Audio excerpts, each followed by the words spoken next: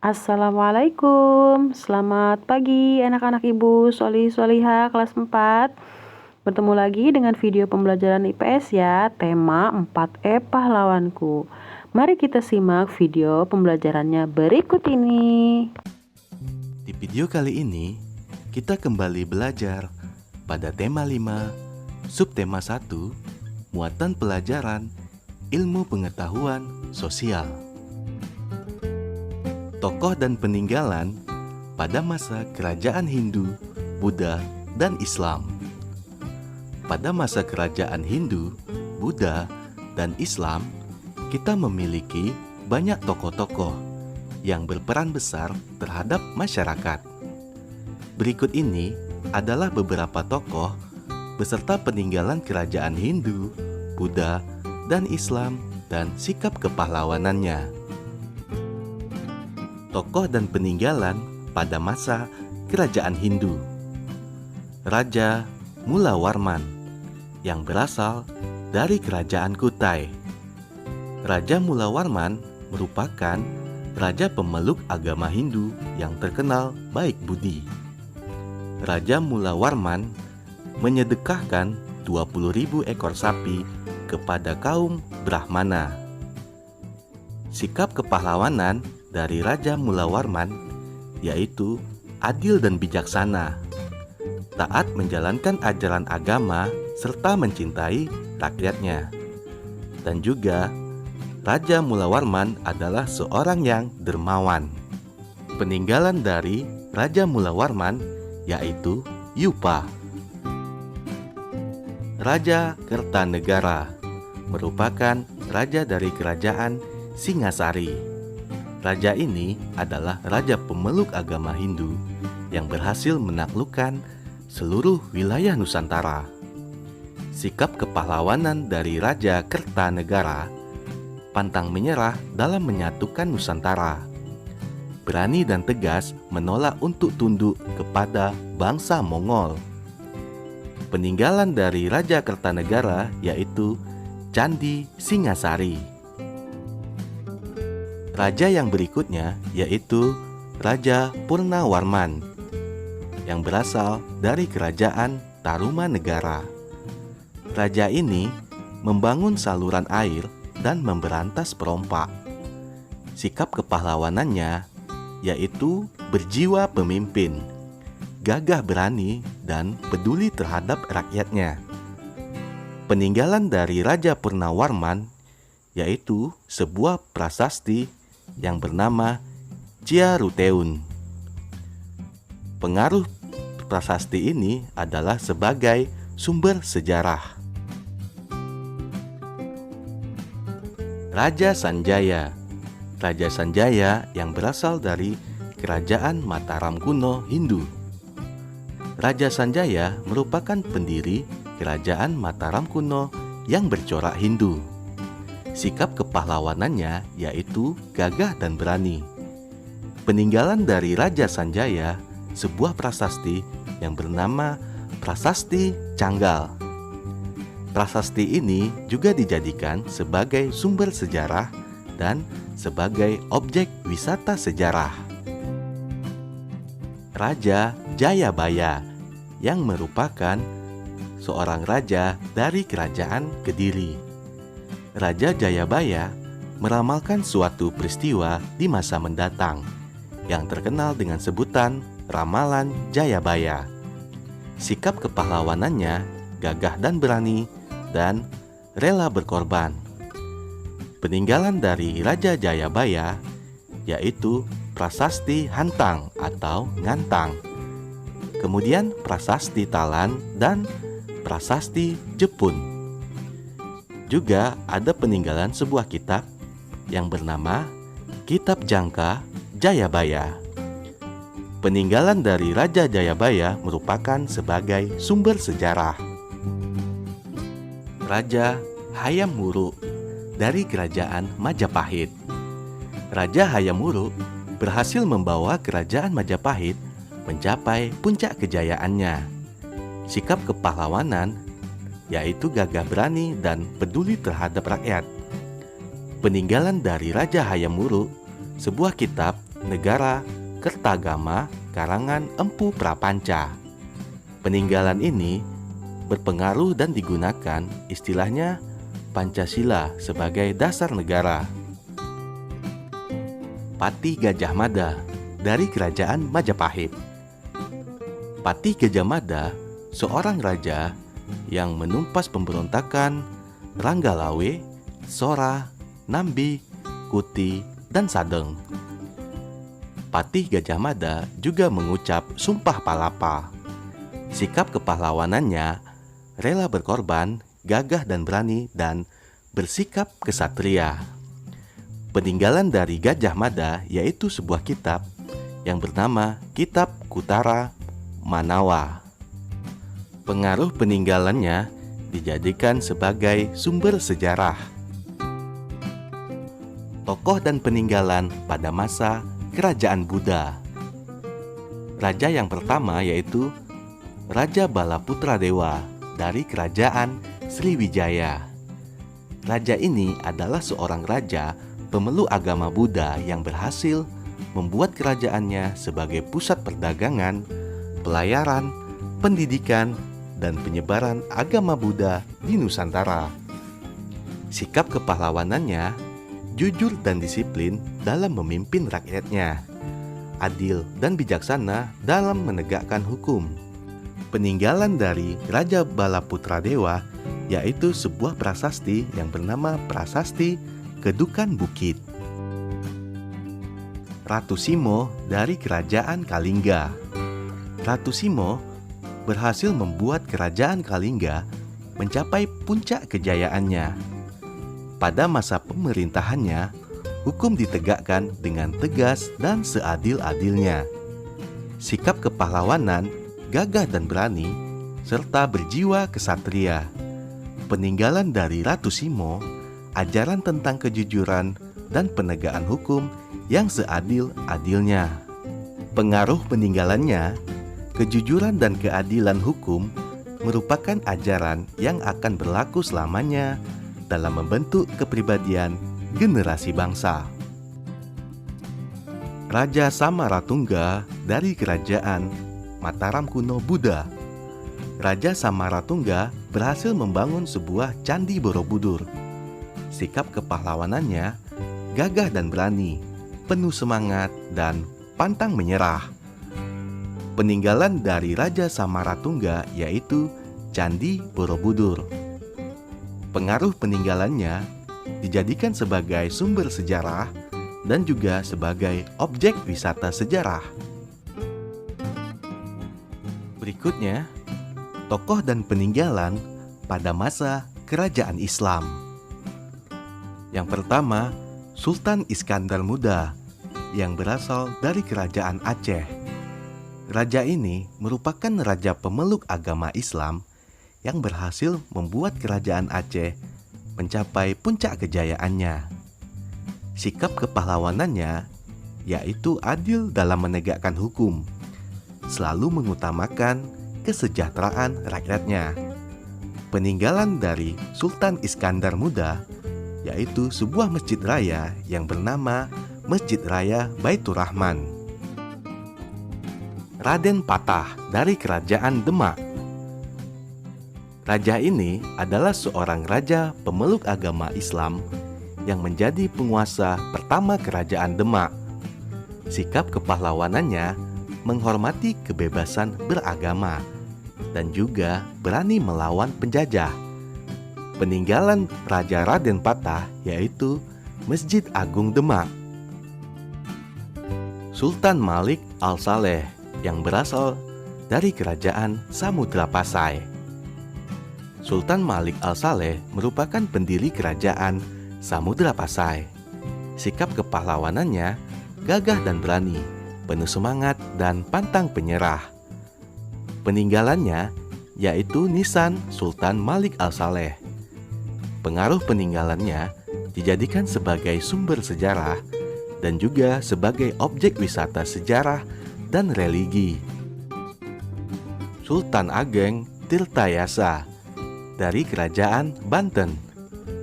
Pada tahun 1580 Masehi, terjadi perselisihan antara Sultan Ageng Tirtayasa dan putranya yang bernama Sultan Haji. Keadaan itu kemudian dimanfaatkan oleh VOC untuk melakukan politik adu domba. Sikap kepahlawanannya bekerja sama, rela berkorban, gagah dan berani, berjiwa ksatria, penuh semangat dan pantang menyerah. Peninggalan dari Sultan Ageng Tirtayasa yaitu sikap anti penjajah. Pengaruh peninggalannya, sikap anti penjajah harus diterapkan hingga sekarang. Sultan Hairun dari Kerajaan Ternate. Pada tahun 1565 Masehi, Sultan Hairun menyerang Portugis, tetapi ia terbunuh pada tahun 1570 Masehi. Sikap kepahlawanannya ikhlas berjuang, gagah dan berani, berjiwa ksatria, penuh semangat dan pantang menyerah. Peninggalannya, sikap toleransi antar umat beragama dan sikap anti penjajahan. Pengaruh peninggalannya, sikap toleransi antar umat beragama dan anti penjajah masih diterapkan hingga sekarang. Sultan Nuku dari Kerajaan Tidore. Kerajaan Tidore mencapai puncak kejayaannya pada masa pemerintahan Sultan Nuku. Kerajaan Tidore juga menjadi pusat pengembangan agama Islam di kawasan timur Nusantara. Sikap kepahlawanan Sultan Nuku ikhlas berjuang, gagah dan berani, berjiwa ksatria, penuh semangat dan pantang menyerah. Peninggalannya yaitu agama Islam berkembang terutama di wilayah Maluku. Pengaruh peninggalan dari Sultan Nuku, lebih dari separuh penduduk Maluku dan Maluku Utara beragama Islam. Sultan Hadiwijaya dari Kerajaan Pajang. Sultan Hadiwijaya merupakan pendiri Kerajaan Pajang. Sikap kepahlawanannya gagah dan berani, penuh semangat dan pantang menyerah. Peninggalan dari Sultan Hadiwijaya yaitu makamnya sendiri, makam Sultan Hadiwijaya. Pengaruh peninggalannya dijadikan sebagai sumber sejarah dan juga objek wisata sejarah dan religi. Sultan Agung Hanyokrokusumo dari Kerajaan Mataram Islam. Pada tahun 1628 dan 1629, beliau melakukan serangan terhadap VOC di Batavia. Tetapi gagal karena wabah penyakit dan kelaparan. Tentaranya tercerai-berai dalam perjalanan pulang.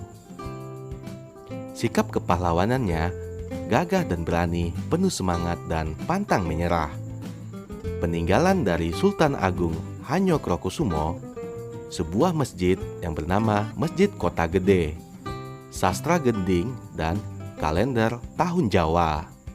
Pengaruh peninggalannya dijadikan sebagai sumber sejarah, sebagai objek wisata sejarah dan religi, dan juga kalender tahun Jawa masih digunakan hingga sekarang. Sultan Hasanuddin dari Kerajaan Goa Talo. Sultan Hasanuddin berhasil membuat Kerajaan Goa Talo atau Makassar mencapai puncak kejayaannya. Sultan Hasanuddin mendapat julukan ayam jantan dari timur karena berani melawan Belanda yang menghalangi pelaut Makassar membeli rempah-rempah dari Maluku. Sultan Hasanuddin kalah karena pengkhianatan Raja Arupalaka dari Bone dan terpaksa menandatangani perjanjian Bongaya yang merugikan rakyat Goa Talo Makassar. Sikap kepahlawanannya gagah dan berani, penuh semangat dan pantang menyerah. Peninggalannya yaitu sebuah makam Sultan Hasanuddin. Makam ini juga dijadikan sebagai peninggalan sejarah. Perjuangan tokoh kerajaan Hindu dan Buddha. Setiap tokoh pahlawan pada zaman kerajaan mempunyai ciri khas masing-masing dalam berjuang. Namun, mereka mempunyai cita-cita yang sama, yaitu menciptakan perdamaian, memperjuangkan kesejahteraan dan persatuan bangsa. Salah satu tokoh terkenal pada masa kerajaan Hindu dan Buddha, misalnya Raja Sanjaya. Raja Sanjaya merupakan seorang raja pemeluk agama Hindu yang taat pada ajarannya. Berikut ini tokoh-tokoh masa kerajaan Hindu dan Buddha beserta pencapaian yang telah dilakukannya. Yang pertama, Raja Mulawarman dari Kerajaan Kutai di Kalimantan Timur.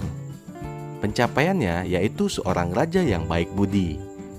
Rakyat hidup sejahtera dan makmur pada masa pemerintahannya. Menyedekahkan 20.000 ekor sapi kepada kaum Brahmana saat upacara keagamaan. Membagikan emas dan tanah kepada rakyatnya. Yang kedua, Raja Purnawarman dari Kerajaan Tarumanegara di Jawa Barat.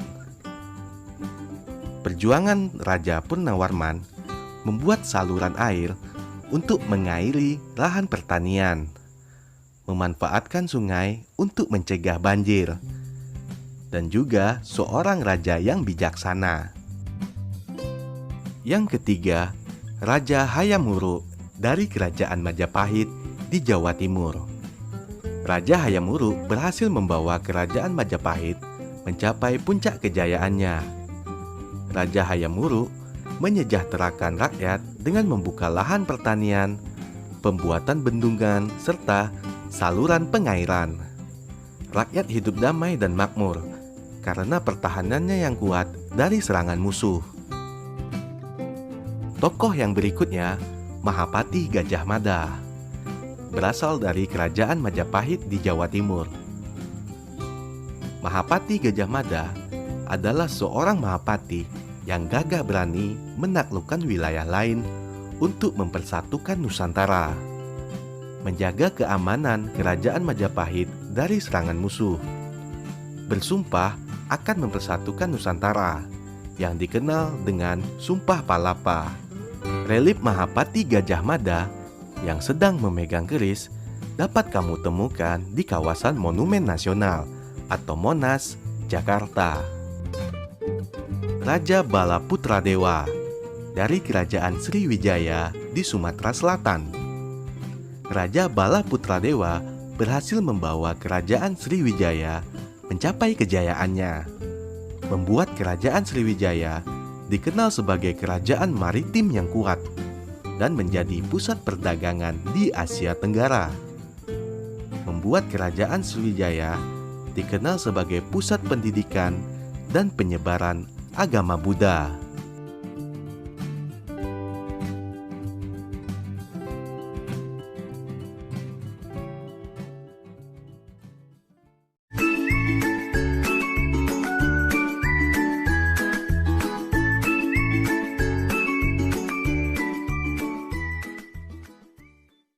Di video kali ini, kita kembali belajar pada tema 5, subtema 2, muatan pelajaran ilmu pengetahuan sosial. Perjuangan pahlawan pada masa Kerajaan Islam. Agama Islam di Indonesia berkembang pesat di daerah pesisir. Penyebabnya adalah adanya kerjasama dagang antara pedagang Islam dengan pedagang-pedagang di Indonesia. Makin kuatnya pengaruh Islam di kalangan penduduk mendorong tumbuhnya kerajaan-kerajaan Islam di Nusantara. Sultan Babullah dari Kerajaan Ternate. Sultan Babullah adalah raja dari Kesultanan Ternate yang memerintah dari tahun 1570 sampai 1583. Ia menjabat sebagai sultan setelah ayahnya yang bernama Sultan Khairun dihukum oleh penjajah Portugis. Peristiwa ini membuat Sultan Babullah marah dan menyerang pasukan Portugis. Sultan Babula diberi gelar penguasa atas 72 pulau karena melakukan persekutuan dengan daerah di sekitar wilayahnya untuk mengusir penjajah. Peninggalan sejarah Kesultanan Ternate seperti Masjid Ternate, Makam Sultan Babula, dan benteng Kerajaan Ternate. Masjid Ternate merupakan salah satu peninggalan dari Kerajaan Ternate.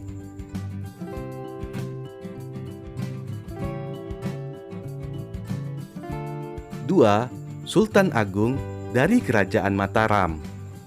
Sultan Agung adalah Raja Mataram ketiga yang memimpin dari tahun 1613 sampai dengan 1645. Pada masa pemerintahannya, Kerajaan Mataram mencapai puncak kejayaannya. Daerah kekuasaannya meliputi beberapa daerah di Pulau Jawa dengan bandar dagang di kota Jepara, Tegal, Pekalongan, Tuban, dan Gresik.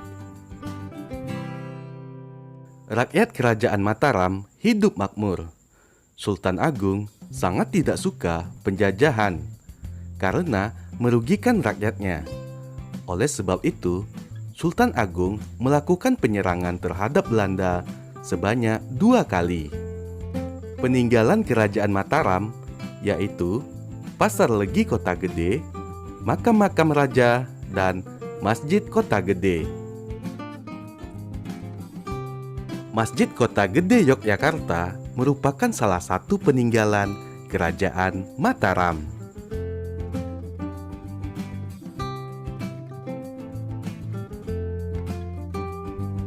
Sikap pahlawan dan pengaruhnya bagi masyarakat.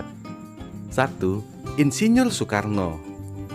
Insinyur Soekarno adalah tokoh nasional yang mengusulkan dasar negara Indonesia yang sekarang kita kenal dengan nama Pancasila. Insinyur Soekarno merupakan salah satu tokoh yang memproklamasikan kemerdekaan bangsa Indonesia. Ketika Insinyur Soekarno berpidato, ia bisa menggetarkan hati para pendengarnya. Insinyur Soekarno dikenal sebagai Bapak Proklamator Indonesia.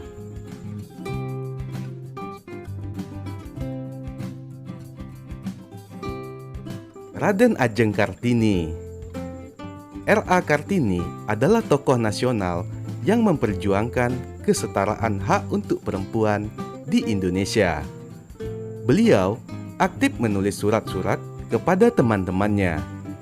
Isi surat tersebut menceritakan rasa ketertarikannya kepada kesetaraan laki-laki dan perempuan di luar negeri. Surat-surat yang ditulis Kartini tersebut dibukukan dengan judul Habis Gelap Terbitlah Terang. R.A. Kartini juga mendirikan sekolah dengan nama Sekolah Kartini tahun 1912 di Semarang. Setiap tanggal 21 April diperingati sebagai Hari Kartini. Raden Ajeng Kartini merupakan pejuang hak-hak kaum perempuan di Indonesia.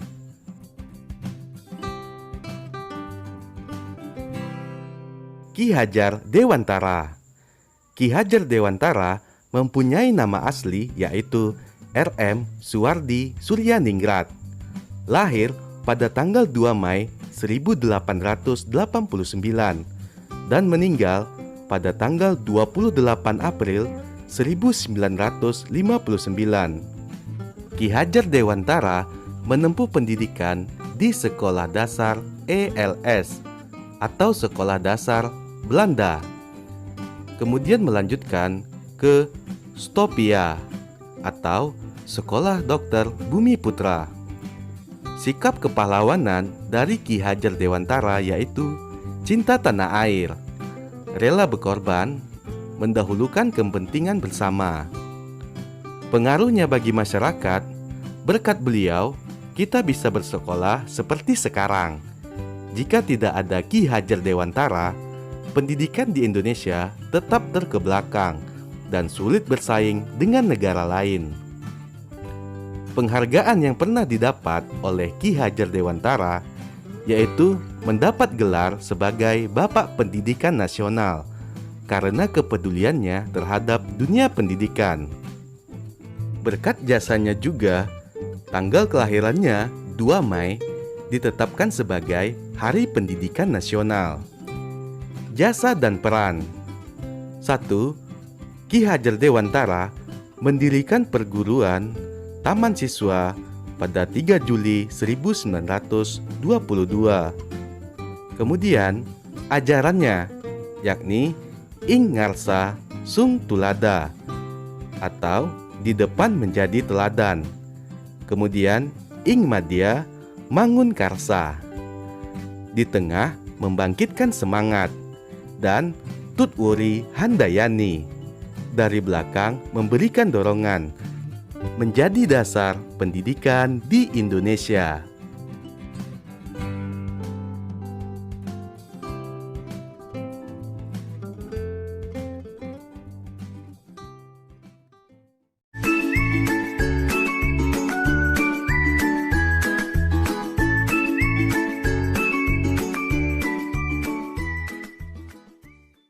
Di video kali ini, kita kembali belajar pada tema 5, subtema 3, muatan pelajaran ilmu pengetahuan sosial.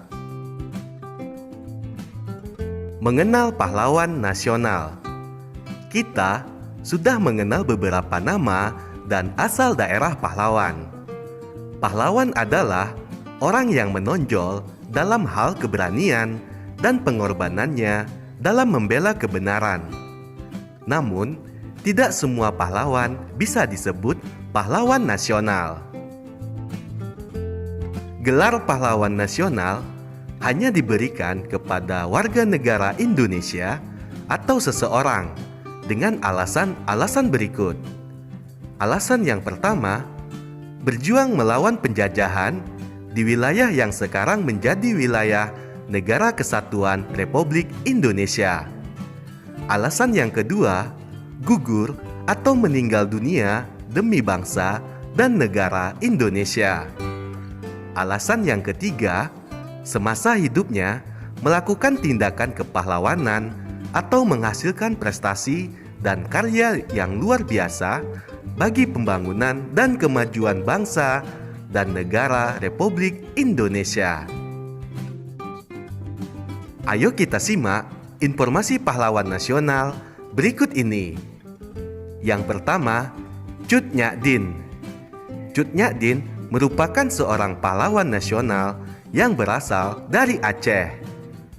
Jasa dan peran Cut Nyak Dien melakukan perlawanan terhadap pemerintah kolonial Belanda di Aceh. Sikap kepahlawanan dari Cut Nyak Dien berani, cinta tanah air, pantang menyerah, teguh pada pendirian.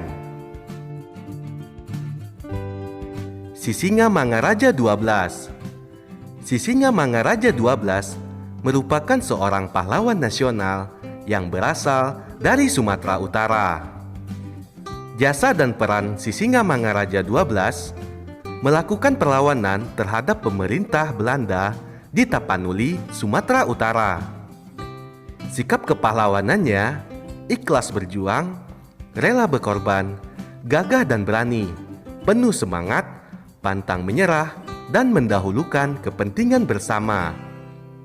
Sisingamangaraja 12 lahir pada tanggal 18 Februari 1845 dan wafat pada tanggal 17 Juni 1907. Pangeran Diponegoro. Pangeran Diponegoro merupakan seorang pahlawan nasional yang berasal dari daerah Yogyakarta. Jasa dan perannya melakukan perlawanan terhadap pemerintah kolonial Belanda di Yogyakarta. Sikap kepahlawanannya ikhlas berjuang, rela berkorban, gagah dan berani, berjiwa kesatria, penuh semangat dan pantang menyerah. Pahlawan nasional berikutnya adalah Bung Tomo. Bung Tomo mempunyai nama asli Sutomo. Lahir pada tanggal 3 Oktober 1920 dan wafat pada tanggal 7 Oktober 1981. Jasa dan peran dari Bung Tomo. Tokoh penting dalam pertempuran 10 November 1945 melawan penjajah Belanda yang membonceng tentara Nika di Surabaya. Sikap kepahlawannya ikhlas berjuang, rela berkorban, gagah dan berani, penuh semangat, pantang menyerah, dan cinta tanah air. Pendidikan yang ditempuh oleh Bung Tomo yaitu Sekolah Rakyat atau SR, kemudian MULO, kemudian Kepanduan Bangsa Indonesia atau KBI, dan terakhir Universitas Indonesia. Pahlawan nasional berikutnya yaitu Pattimura. Pattimura mempunyai nama lengkap Thomas Matulesi Pattimura. Lahir pada tanggal 8 Juni 1783 dan meninggal pada tanggal 16 Desember 1817. Jasa dan peran Pattimura berjuang melawan pemerintah kolonial Belanda di Maluku. Sikap kepahlawanannya ikhlas berjuang, rela berkorban, gagah dan berani, berjiwa kesatria, penuh semangat, pantang menyerah, dan berjuang tanpa pamrih. Sikap kepahlawanan Pangeran Diponegoro. Pangeran Diponegoro lahir di Yogyakarta pada tanggal 11 November 1785. Pangeran Diponegoro menentang penjajah Belanda karena sikap penjajah Belanda yang membebani rakyat kecil dengan pajak yang tinggi dan tidak menaati adat istiadat yang berlaku. Pangeran Diponegoro menggunakan siasat perang gerilya, yaitu menyerang secara tiba-tiba dan bergerak secara sembunyi-sembunyi. Cerita perjuangan Pattimura. Pattimura merupakan salah satu pahlawan nasional yang berasal dari Maluku. Pattimura adalah sosok pahlawan yang berani membela kepentingan rakyat. Pada masa itu, pihak Belanda tengah menguasai perdagangan rempah-rempah di seluruh kepulauan Maluku. Rakyat dipaksa menjual hasil pertaniannya dengan sangat murah. Mereka bahkan harus menyerahkan beberapa bahan pangan kepada Belanda. Selain itu, Belanda juga berencana mengirim rakyat Maluku sebagai serdadu untuk dikirim ke Batavia. Selanjutnya, pada tanggal 6 Mei 1817, Pattimura memimpin perlawanan rakyat Maluku dan berhasil merebut benteng Dulstede di Sapura.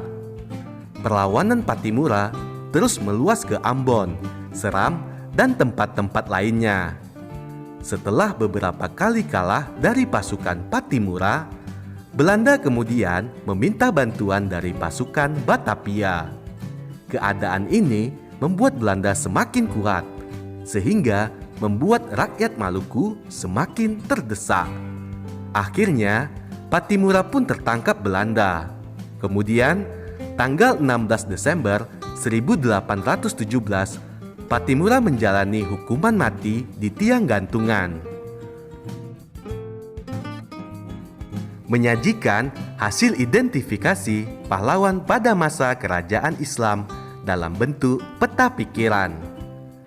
Tokoh-tokoh kerajaan Islam di Indonesia juga memiliki sikap kepahlawanan dalam berjuang melawan penjajah. Salah satunya adalah Sultan Iskandar Muda dari Kerajaan Aceh. Berikut perjuangan dan sikap kepahlawanan Sultan Iskandar Muda dalam melawan penjajah.